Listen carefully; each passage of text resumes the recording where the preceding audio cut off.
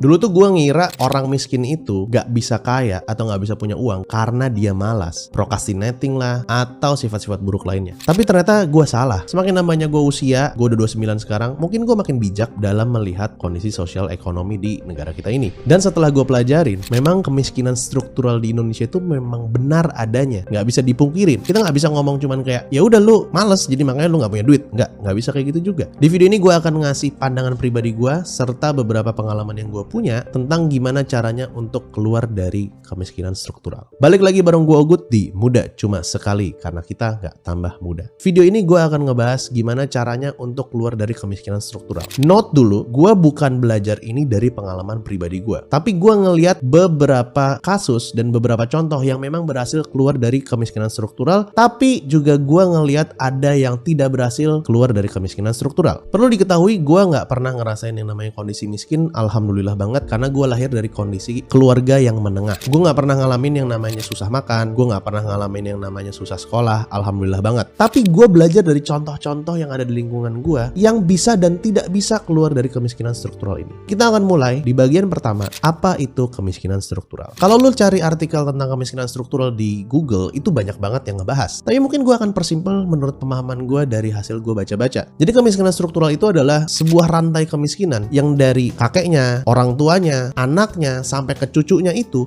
miskin semua karena adanya faktor tertentu. Contohnya, kalau misalnya ada orang yang lahir dari kondisi kolong jembatan, maaf ya, misalnya bapaknya kerja sebagai pemulung, akhirnya anaknya kurang gizi karena bapaknya nggak bisa bayarin gizi anaknya pas di dalam kandungan ibunya. Tumbuh kembangnya juga terhambat karena makanan saat dia kecil, saat dia toddler itu nggak bagus. Karena dia nggak punya uang, akhirnya anak itu nggak sekolah atau sekolahnya di sekolah yang ya standarnya nggak bagus, nggak sesuai standar kita. Let's say sekarang sekolah negeri udah gratis. Akhirnya dia sekolah negeri dan abis itu lulus SMP atau SMA. Atau bisa juga dia nggak lulus SMP karena harus ngebantu orang tuanya nyari nafkah karena orang tuanya sakit. Alhasil dia nggak kuliah dan akhirnya siklus tersebut berputar di situ-situ aja. Bapaknya pemulung karena anaknya itu ngelihat ya profesi bapaknya seperti itu. Akhirnya dia ngelakuin apa profesi bapaknya dulu. Ini adalah pemahaman gue tentang kemiskinan struktural. Kalau lu bandingkan antara anak yang lahir di kondisi keluarga kemiskinan struktural ini dibandingin sama orang yang lahirnya berkecukupan atau bahkan kaya, pastinya gizi yang diterima beda, pendidikan yang diterima beda, lingkungan yang diterima beda, dan kemungkinan besar nasibnya itu juga berbeda. Apakah orang yang lahir dari kemiskinan struktural ini nggak bisa keluar dari kemiskinan struktural? Jawabannya bisa, tapi odds-nya atau probabilitasnya gue percaya itu sangat kecil sekali. Bagian kedua, cara keluar dari kemiskinan struktural. Di bagian ini gue akan cerita sedikit tentang pengalaman gue ngelihat orang-orang yang lahir dari kemiskinan struktural. Yang pertama ada bokap gue, dan yang kedua ada tetangga gue. Gue akan mulai dari yang tetangga gue dulu. Jadi gue lahir memang dari kondisi keluarga yang menengah. Bokap gue bukan pengusaha dan gue sering ngomong ini di video-video gue. Tapi waktu gue SMP, kelas 6 menjelang ke SMP, gue tuh pindah dari komplek kelas menengah ke kampung karena nyokap gue dapetin tanah murah di situ dan kita mau bangun rumah rada gede tapi biar nggak usah semahal di klaster. Alhasil gue main sama anak-anak kampung. Gue main burung dara, gue main layangan peteng, gue berenang di kali, gue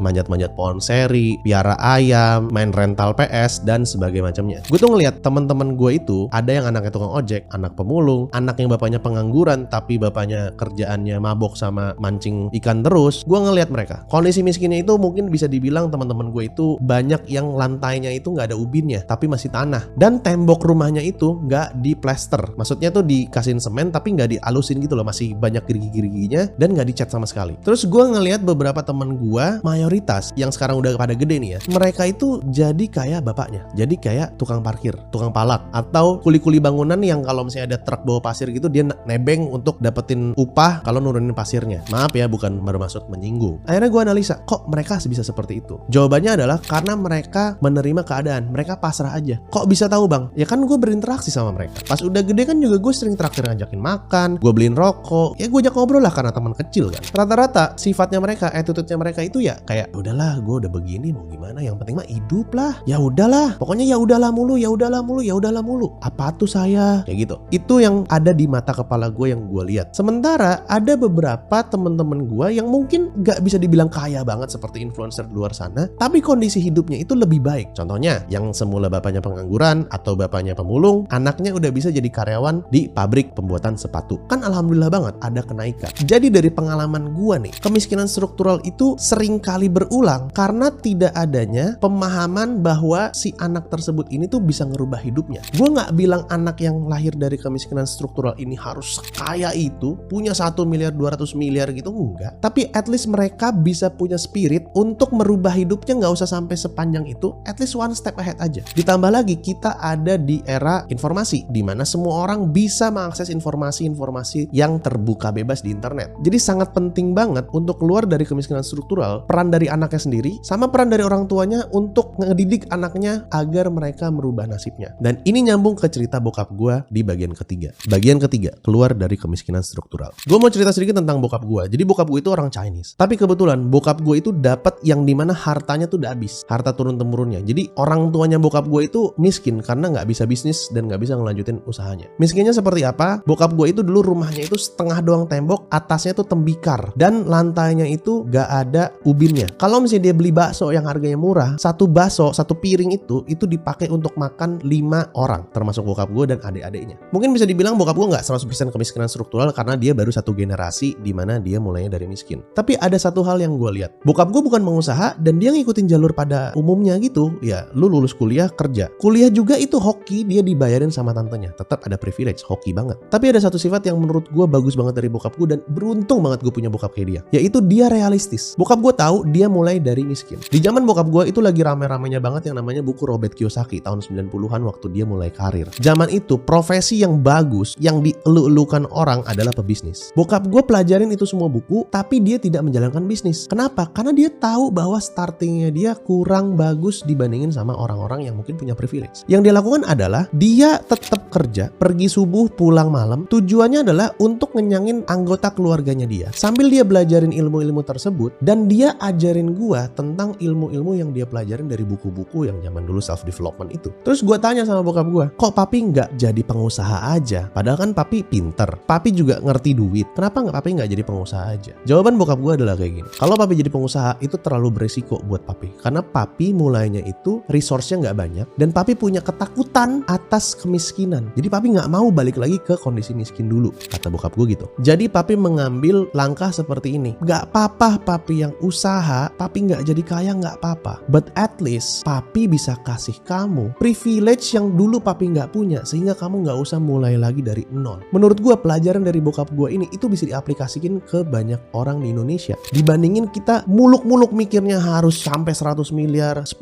miliar dan lain-lain, gak usah dulu deh. Seamit-amitnya nih, kalau lu lagi nguncar kesuksesan nih, tapi lu punya keterbatasan privilege atau keterbatasan sumber daya, seamit-amitnya nih ya, lu camkan di kepala lu ini nih. Seamit-amitnya dalam hidup ini, lu mengejar kesuksesan gak sampai lu mati. Lu gak sampai ke titik kesuksesan lu tersebut. At least lu punya modal untuk anak lu nanti, biar dia startnya gak dari nol dan punya privilege. Jadi PR lu adalah, lu usaha terus belajar untuk dapetin apa yang lu mau kesuksesan tersebut. Lu turunin ilmu-ilmunya ke anak-anak lu. Kalau seandainya lu gak jadi, gak apa-apa. Yang penting anak gua mulainya punya privilege. Dan buat gua sebagai anak yang punya privilege, itu lebih enak banget. Karena kalau gua gagal nih ya, misalnya gua jadi content creator waktu tahun 2018, gua gagal, gua masih bisa makan di rumah, gua bisa start lagi dari nol. Dulu gua bikin warung ayam bakar, gagal, gak ada masalah, gua gak kelaparan. Coba bayangin kalau misalnya gua startnya dari nol, amsyong, pusing gua. Belum tentu gua kayak sekarang. Jadi privilege itu memang nyata, ngebantu lu untuk lebih sukses, tapi jangan jadiin itu alasan kalau lu gak punya privilege, lu gak ngikutin saran-saran yang memang bagus untuk kesuksesan lu. Kan lu udah dengar cerita gua tentang temen gua itu. Jadi camkan itu baik-baik. At least kalau lu gak punya privilege sekarang,